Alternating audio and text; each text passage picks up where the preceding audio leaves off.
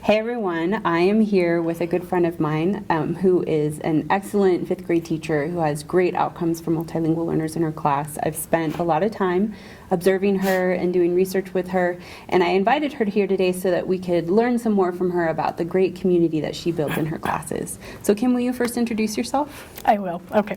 So my name is Kim Hutchison, and I have been a teacher for 22 years in Aurora Public Schools in Aurora, Colorado. I have taught grades K through 5, with most of those years being literacy. However, I have taught math and science. I also chose to go into administration, so I have a master's in administration. However, as you know, I chose to stay in the classroom. I love kids, and I think that's where I'm going to retire, is in the classroom. And that's where we want you to be. That's where I'm comfortable. Those kids like me, I like them. Well, so can you tell me, what is your philosophy about building classroom community? You know, I haven't heard that word philosophy for 22 years since I first had an interview. It doesn't have to be like the paper you wrote. I don't even think I can remember the paper I wrote. But over the years, I've totally learned that my philosophy is all around creating a family in the classroom. We are all community learners. We are all growing alongside of each other. We're all growing next to each other with the sense of, you know what, we're taking one day at a time. And I think I want to build a family in the classroom where kids feel comfortable and they want to learn. I've really seen you do that. Can you talk about how you use like really clear expectations to help build that community? You know, expectations is a big part of my classroom. Not only do I carry expectations for myself, as you know, I carry expectations for the kids, and it's in everything. However, because my emphasis is in literacy, I take it into the learning piece, because I can't ask them to, oh, please do your work, oh, please do your work. This is an expectation. My job is to teach you, your job is to grow.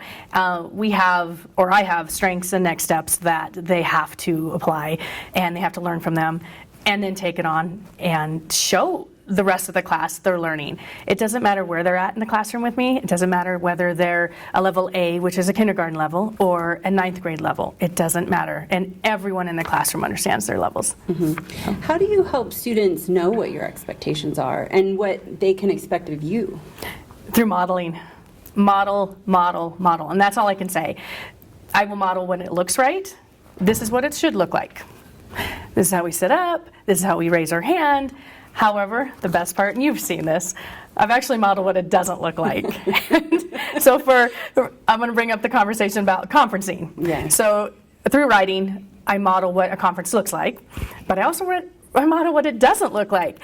And it doesn't look like this, or it doesn't look like we're not listening to each other. So when they are working together, they'll know when it doesn't look right, and they're going to hold each other accountable. Well, what I loved about when you did that modeling lesson, and I was there and got to see it, is that the students were co-constructing with you what the expectation should be based on what they were watching, based on conversations you'd already had. So there's this very clear modeling, but there's also like a co-ownership around those expectations. Well, because we have to have that. It's not about me. It's not about this is only my classroom. This is their classroom. Mm-hmm. And the idea with kids is you want as much input as possible. You want them to be able to say, they're taking ownership of the classroom. And so when I do have that, when I do model, I expect them to say, no, that's not the way you do it. Oh, okay, then tell me how to do it. And then I write their ideas down,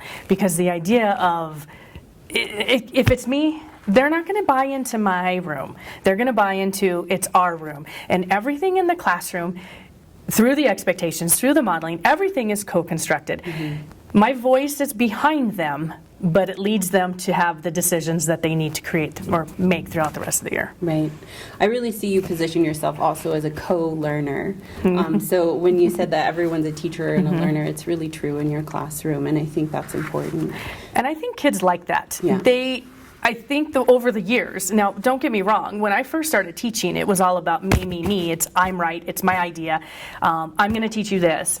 But through the years of really understanding kids, it's, oh, well, tell me your way, or show me. Can you show me how you would do that? Because they don't want teachers who know everything. Mm-hmm. Sometimes we have to let our guard down, and we have to be humble and say it's okay, and let that kid go up to the board and you take their seat and let them be that teacher. So one thing I also really like about what you said is that you teach students how to behave in your class.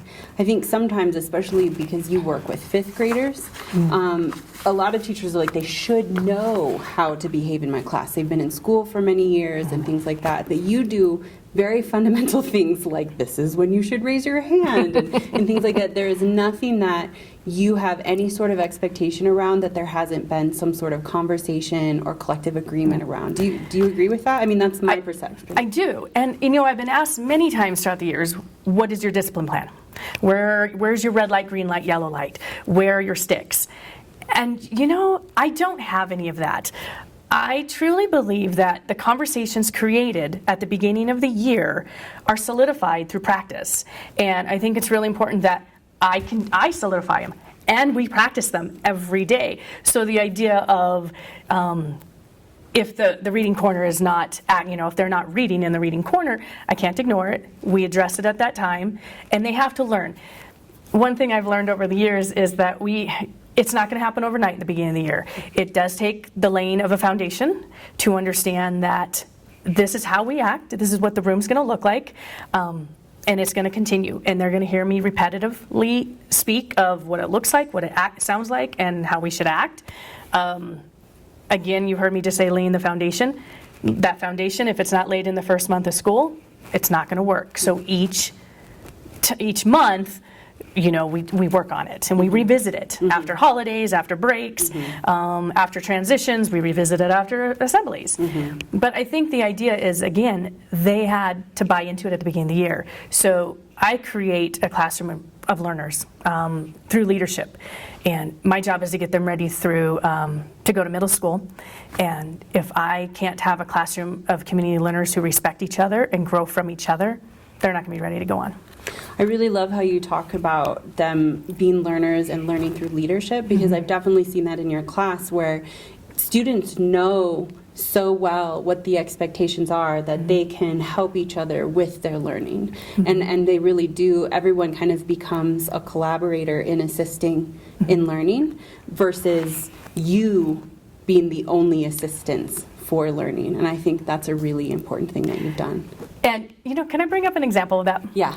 I love that you just brought that up, because I think it's really important, especially writing can be very difficult for teachers, and I love writing.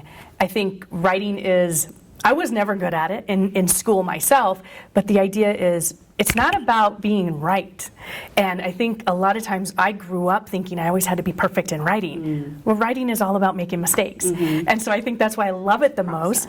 It's the process. And so I allow those kids to become the teachers. They have to understand, how do we become learners? How do we become teachers of others?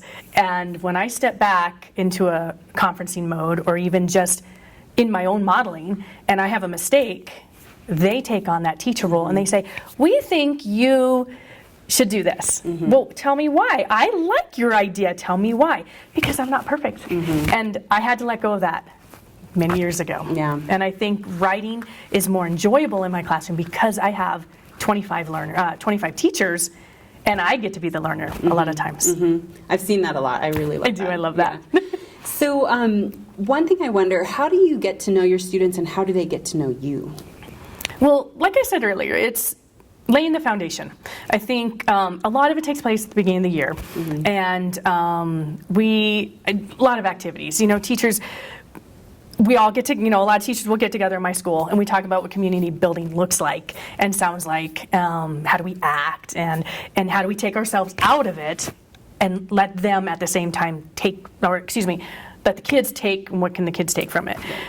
The idea is a lot of activities. I do writing activities because I want to find out more about them. Yeah. So I do what's called a Who Am I paragraph, and they need to know who I am. I'm not afraid to tell them who I am.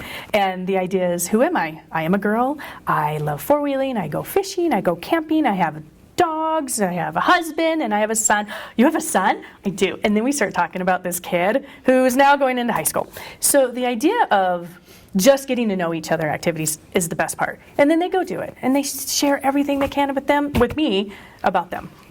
So. Yeah, and I've seen that go on through the whole year. All year long. Yeah. It does not stop. In fact, kids' lives change throughout the year, and I have to be on top of it. And the smiling kid every day who comes in with a frown, you know what? Something happened in their life. And the idea that just because I laid the foundation of getting to know you at the beginning of the year doesn't mean it's over. I do that all year long. Yeah, for sure. We have to continue to learn about each other. Who had a new dress, who had a birthday, who got to go to Skate City for the very first time all year long. And guess where I see a lot of that? In their writing. And that's why I think a lot of my kids like the writing part in my room. Which, interestingly, we asked her students about writing in her class, and one of her students responded that they didn't think writing should even exist until they met Miss Hutchison. Do you remember that? I do remember. And now that they love writing. So it's really interesting how you've tied your curriculum in to this nice community that's really about everyone as a learner and that focuses on growth, regardless of where a student is. I think that's awesome. But did you want to say something? Because I have another question. No, go right ahead. Okay. Go right ahead. So one thing I wonder if you could tell us is what do you do when things go wrong in your class? And they do. They do go wrong. Seen them go wrong. They have gone wrong. Oh, remember that year? Yeah, that was a tough year. But I think when things go wrong, I think I talk to him like I would talk to my son, or any young adult on the street if I saw a young adult. I mean, I might not have had a son, but I'm going to talk to him like I have a son. And with that level of respect and care and true interest in knowing what's going on. They're going to have a conversation with me. I'm going to have a conversation with them. I'm going to ask them the problem. I don't go straight to go to the office. I don't do that, because then what I'm doing is I'm disrupting the idea of family in my room. And again, laying the foundation at the beginning of the year is this is how we're going to work. We're going to work with conversations. If you lie about the problem, which I'm going to be honest with you, a lot of kids do because they're so scared of getting in trouble, of the consequences. Because maybe they haven't had a teacher who really just wants to understand why it happened. It's okay if you took the pencil, go ahead and give it back. And it doesn't talk about why you did it, what the problem is, how can we avoid it in the future. Exactly. And the idea is when they understand what it looks like and how they should act, like, oh, it's okay that I did it, but she's going to expect that I change. Through the expectations that are set up at the beginning of the year, if they don't change, if their behavior doesn't change, then they haven't learned. And I have to take a step back. And then maybe it is another conversation. And these kids, where I teach, it has to be conversations, because all they know is punishment right now, where I'm at. And they need a teacher who just needs to understand. They need to understand them. Treats them like they're smart, treats them like they're capable, even when they do things wrong. Right, and respect. Right. The idea is if I respect them, they're going to respect me. Now, with the caveat that it doesn't happen right away. It's not easy. No, it's not. It takes a while. So. Relentless love. So do you have any other advice or insights as you think about what it means to create great community in your classroom or anything like that? Be patient. I think the idea is when I first started teaching, I jumped in. I had a principal that once said that I would jump into a swimming pool without checking to see if there was water. And I still do that. But the idea is I learned to be patient over the years. Kids need time and opportunity, as well as I do. When you're learning from each other, the idea is be genuine about the learning. Don't be fake. Kids have that radar. Kids know when we're fake. And if we're just pretending to be there. And you need to be there 100% for those kids. The idea is once you step through that classroom door, you never know what's going to happen. It could be a whirlwind. I love walking through your classroom door. It's so fun. It's loud. It's loud. Kids are talking. People are doing. And in fact, the pedagogical strategies that Kim has put into practice in her classroom are exactly the strategies that we'll be talking about in this module, as well as the ones that are following it. So thank you so much for your time and for your insights. You're a wonderful teacher, and we're so lucky to get to hear from you. So thank you. Thank you for the opportunity. Thanks, everyone.